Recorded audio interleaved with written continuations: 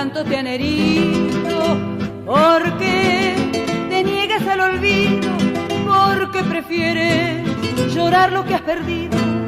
Buscar lo que has querido por amor. Alma, si tanto te han A través de las pantallas de BTV, desde los Andes y para todo Chile, estamos conversando con Abel Rodrigo Cortés Ahumada en este programa Desde el Alma, reiterando la invitación para que también usted visite Fuente de Soda La Terraza de Avenida Santa Teresa, esquina de Tres Carreras. Abel, hablemos ahora un poco de tu juventud, de tu niñez. Nos conversabas en la primera parte que eres del barrio de la Pucará. Primero que nada, háblame de Pucará como concepto. Todos dicen la Pucará, pero ¿qué significa? ¿Por qué le pusieron Pucará a ese sector? ¿Qué representa? Bueno, mi querido barrio, efectivamente, Pucará, según lo que yo recabé en la información, porque también hice una pequeña parte de la historia, hay una deuda que tengo sí hacer el gran libro de la historia de Pucará, pero sí, cuando se estaba construyendo los alcantarillados, que fue por autoconstrucción de los primeros vecinos, estamos hablando del año 73, 74, encuentran muchos vestigios arqueológicos en el sector y de hecho algunos de esos están en el Museo Arqueológico de los Andes. Entonces por eso... de esa cultura, de esa... claro, periodo prehispánico, claro. Estamos hablando de 600 años, 800 años, entiendo que son los artefactos que son de la Pucará. Y por eso va adquiriendo el nombre popular de Pucará. Quizás eventualmente había alguna construcción prehispánica, lo dudo porque ya eran predios agrícolas eso, pero sí cuando me consta que los vecinos cuando hacen el alcantarillado, que son profundidad de 2-3 metros, encuentran vestigios arqueológicos, pero eso va teniendo el nombre de la Pucará. Y después, obviamente, por el estigma social, porque hay efectivamente una población pobre, de gente de escasos recursos, trabajadora, muy esforzada, en los años 80 se le pone el barrio de la Concepción, cuando le ponen el nombre de las calles, ¿no es cierto?, vinculado a los héroes de la Concepción. Ya, pero la gente le sigue llamando Pucará. Sí, pues, hasta el día de hoy, justamente, que es el nombre histórico que tiene. Claro, que le han cambiado. Y lo que va a pasar en Santiago también, que cambiaron el nombre de unas calles, pero dicen que la gente le va a seguir llamando Namur, o como se llamaba anteriormente. El Alonso Ercilla. El Alonso adquirió... porque antiguamente el Alonso Ercilla era conocida como la Hierbas Buenas, por ejemplo. Claro. También con otro estigma, ¿no es cierto?, se le cambió el nombre y quizás los vecinos adoptan un poco más los Alonso Ercilla. Pero la Pucará claramente se mantiene el nombre. Y a propósito de eso, hay varios nombres repetidos, porque hay una población Alonso Ercilla, hay un pasaje Alonso Ercilla. Claro. Entonces la gente a veces se confunde. Y ya que hablamos de historia, íbamos a hablar más de tu vida, pero el tema lleva a otro tema. ¿Por qué falta tanta originalidad para colocar nombres en nuestro país? No hay ciudad en Chile que no tenga una calle que se llame O'Higgins, Freire, claro. Las Heras, Hierbas Buenas. Los nombres están en todas partes. Claro. Son los mismos nombres. Arturo Prat. ¿Cuántas calles es eso, Arturo Prat? Lo que pasa es que más que sean poco originales, tiene que también ver con un relato de cómo se ha ido construyendo la nación. Esa es como la idea. Entonces, porque antiguamente, antes de la independencia, los nombres tenían nombres de santos. Yeah. Santa Rosa, ¿no es cierto? Y los distintos santos.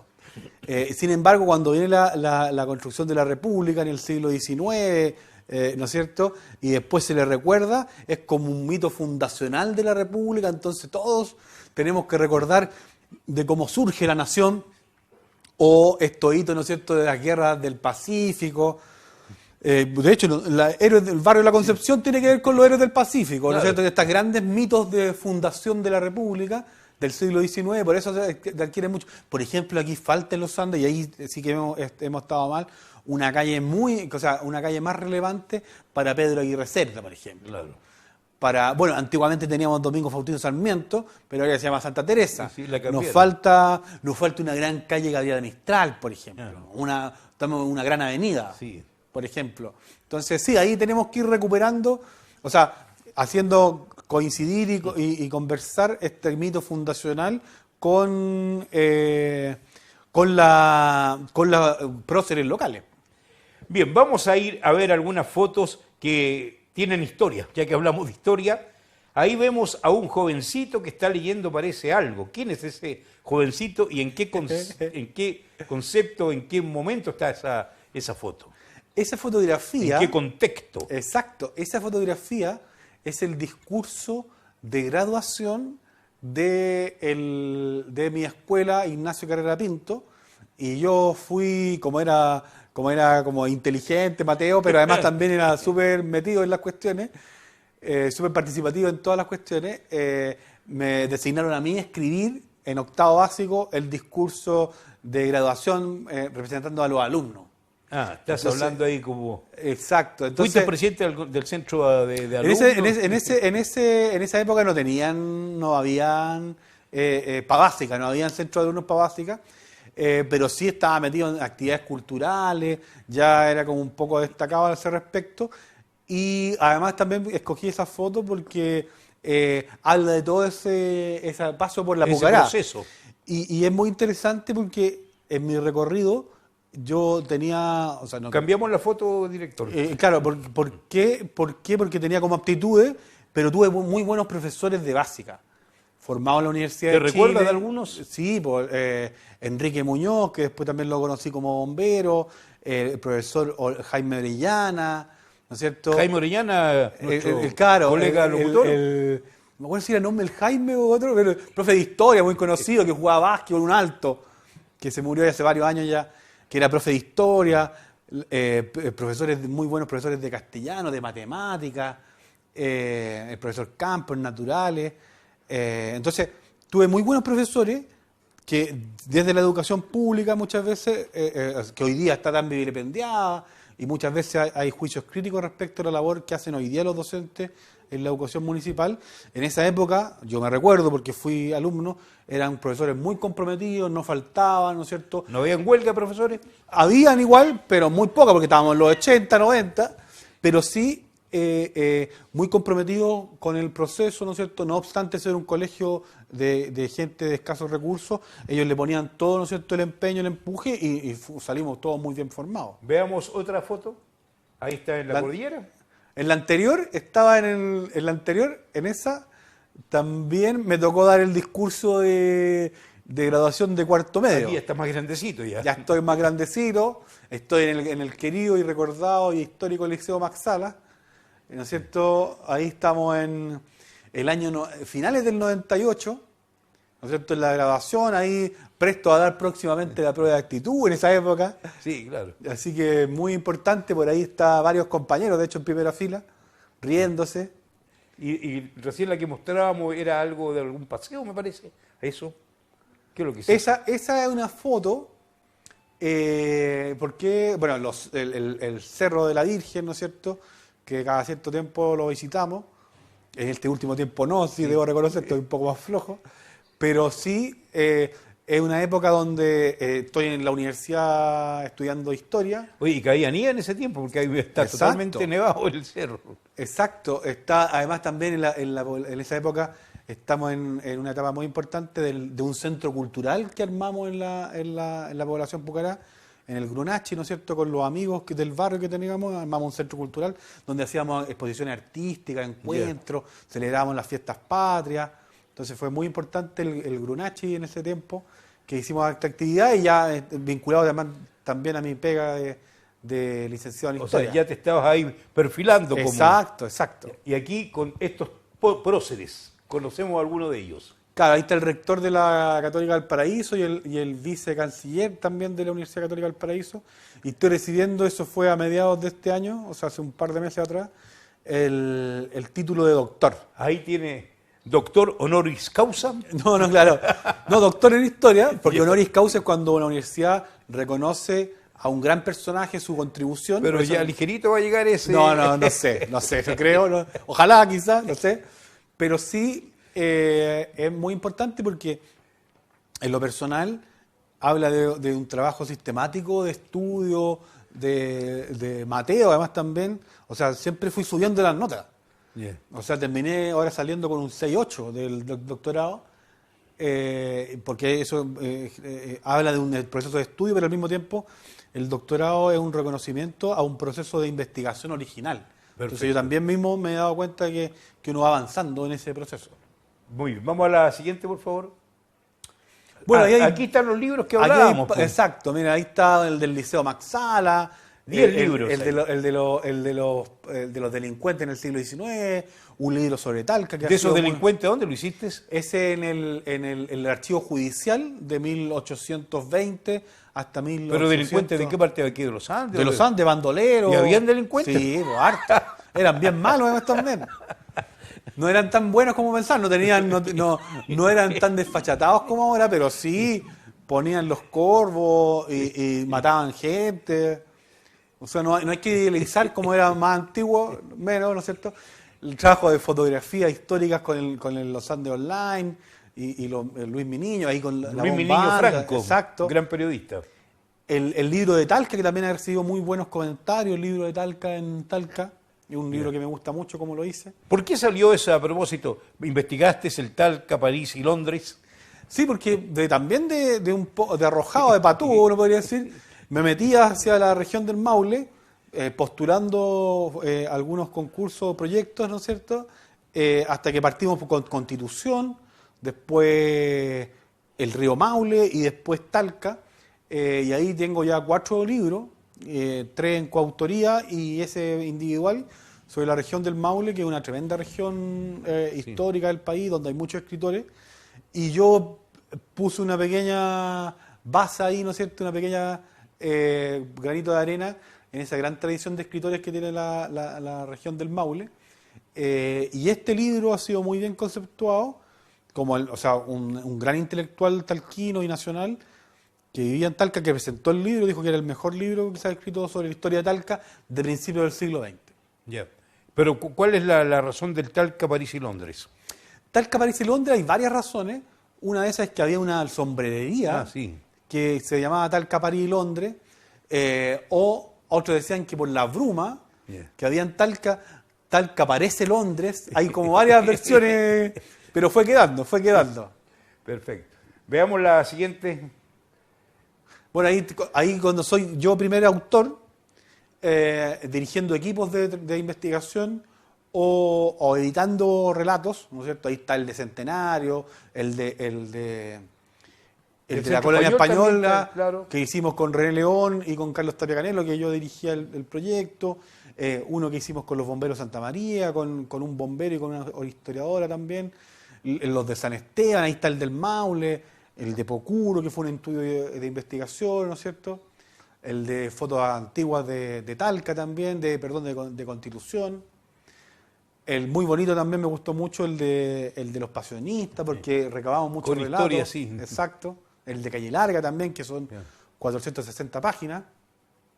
Veamos la próxima, por favor. Ahí está, hay otros más, donde yo soy editor y coordinador. Son varias cantidades de libros que has escrito. Exacto.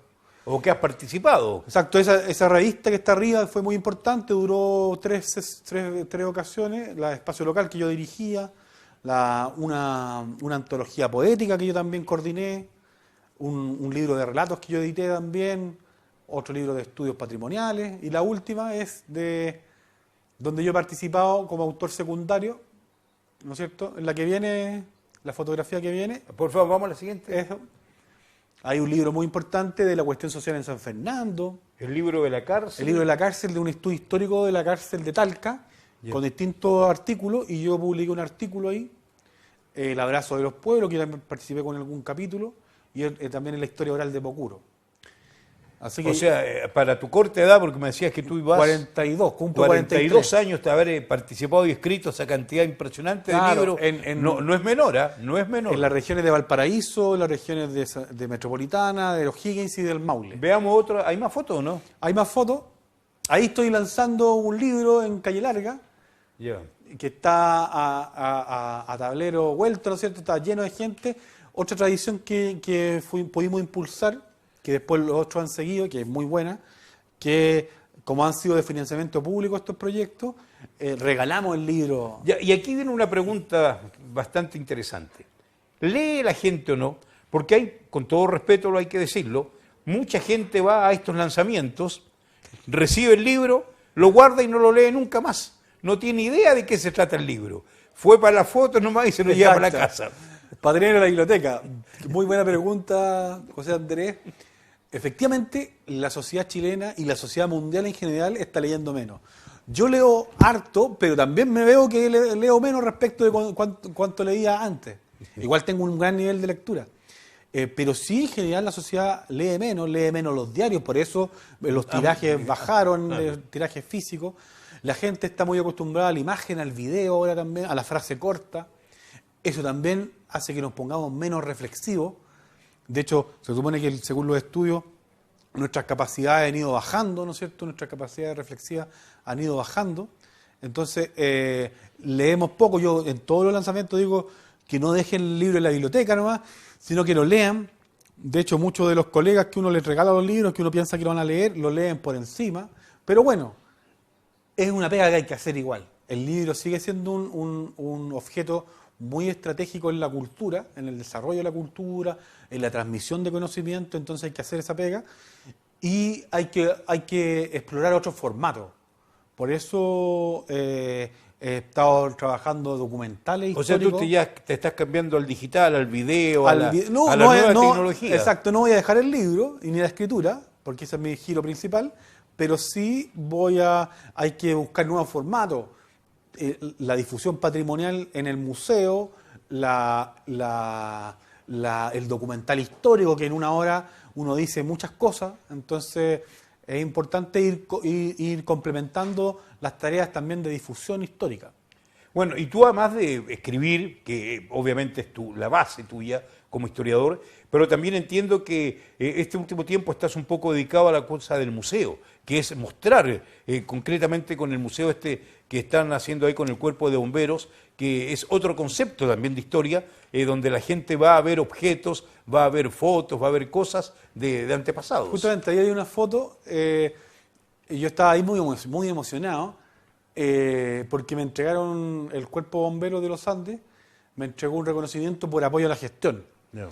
Y justamente con el trabajo que hemos estado desarrollando con la primera compañía, un saludo a los primerinos también, a la bomba. ¿Tú eres bombero, no? Yo no soy bombero, porque, claro, yo trabajo remuneradamente en estos proyectos, entonces seríamos un poco incompatibles.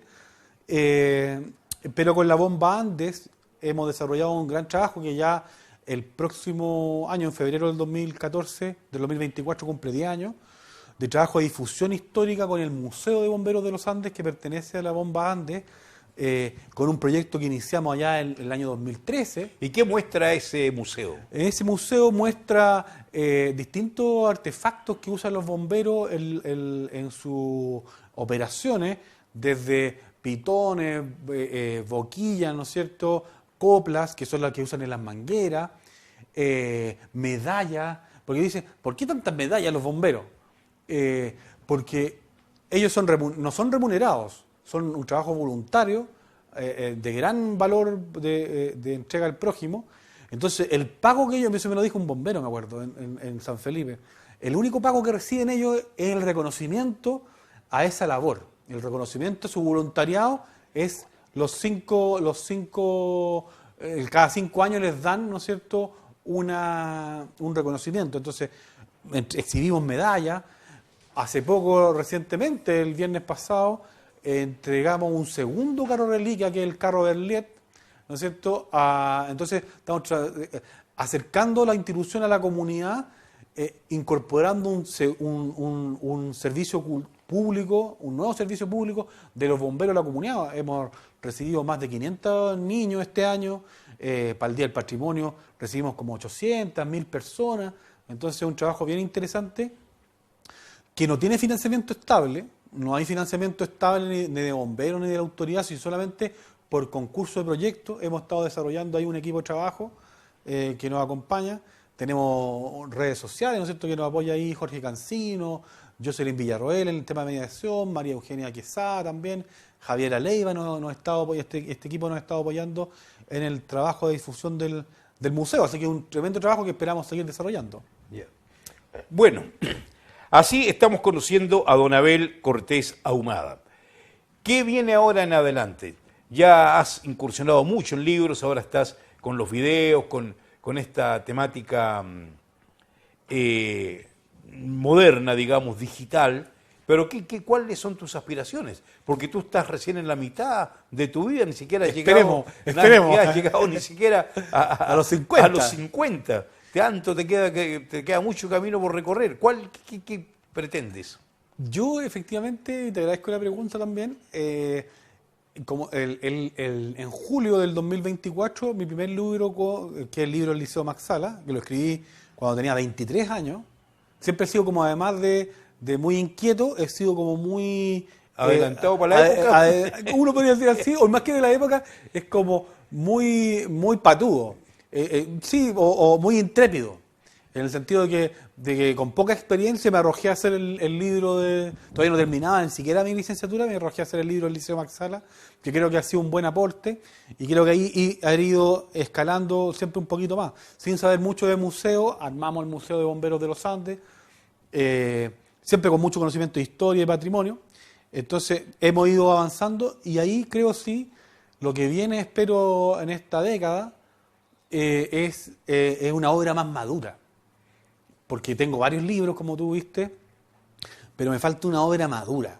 O sea, una obra que esté muy depurada, con unas reflexiones más profundas, más densas, y que ese texto, por su propio peso, ya soy conocido a nivel nacional por algunos de estos trabajos, por el trabajo del Talca, por el trabajo de los delincuentes de los Andes y otros más, pero falta una obra que tenga más resonancia a nivel nacional. Una obra que además que hable más de Chile, y de hecho espero que me vaya bien. Pero ¿hacia qué lado la orientas? ¿Cuál sería el tema de esa tema obra? justamente, de hecho postulé ahora el postdoctorado, como una investigación para continuar el doctorado, que sería sobre los historiadores chilenos de regiones, pero en el siglo XIX. Es decir, los libros de historia, los historiadores regionales, que escribieron libros de historia entre 1860 hasta 1910. ¿Y son poco conocidos esos historiadores? Son poco conocidos. Benjamín Vicuña Maquena hizo un libro sobre Valparaíso, sobre Santiago. Carlos María Sayago hizo la historia de Copiapó en 1874. Julio Figueroa escribió la primera historia de San Felipe en 1902. Estudiar esos historiadores... Hay un señor Miranda que hizo una historia aquí en Los Andes. Claro, ese es posterior del 51, que se publicó en el 89, pero estoy pensando en esos primeros historiadores de provincia. Entonces, eso sería un texto de alcance nacional, y espero que sea una obra ya un poco más madura, porque, claro, soy joven, entonces son obras, uno podría decir, estas son obras de juventud. Los historiadores nacionales como Gabriel Salazar, como Sergio Villalobos, escriben sus grandes obras justamente en los años cuando tienen 40 años, 50 años, que ya han tenido mucho conocimiento acumulado, mucha experiencia, mucha reflexión. Entonces, espero hacer una obra más madura. Respecto del tema, quiero que siga creciendo el museo, que ojalá tengamos financiamiento más estable, el Museo Bomberos de los Andes, que es una tremenda labor que hemos estado desarrollando. Y jugar con nuevos formatos, los documentales, con intervenciones urbanas, en términos patrimoniales. Yo creo que para allá va también a seguir trabajando, siempre activo. Muy bien. Así ha pasado casi volando el tiempo, no nos hemos dado cuenta, ya estamos terminando el programa, y hemos conocido parte de los sueños, las esperanzas, aspiraciones de este historiador, de este joven andino, que con orgullo tú dices que eres andino, ¿Sí? que eres de la Pucará, no olvidas tus inicios, tus comienzos, porque hay gente que cuando llega a cierto lugar como que le da un poquitito de vergüenza decir de dónde venía. Claro. Pero tú veo que lo haces con mucha énfasis, al contrario. Y eso es bueno, porque enaltece a la gente y demuestra que se puede salir adelante si hay Exacto. voluntad, si hay ganas, si hay deseos. Y estamos seguros que vas a lograr esa gran obra, y a lo mejor en algunos años ya no estaremos cuando te otorguen el Premio Nacional de Historia de nuestro país. Quedo muy agradecido también, justamente, uno como historiador está muy consciente de su propia historia, entonces sería como antiético desde lo personal, pero también poco profesional, decir, no, yo no sé de dónde vine, yo vivía como en Centenario, ¿no?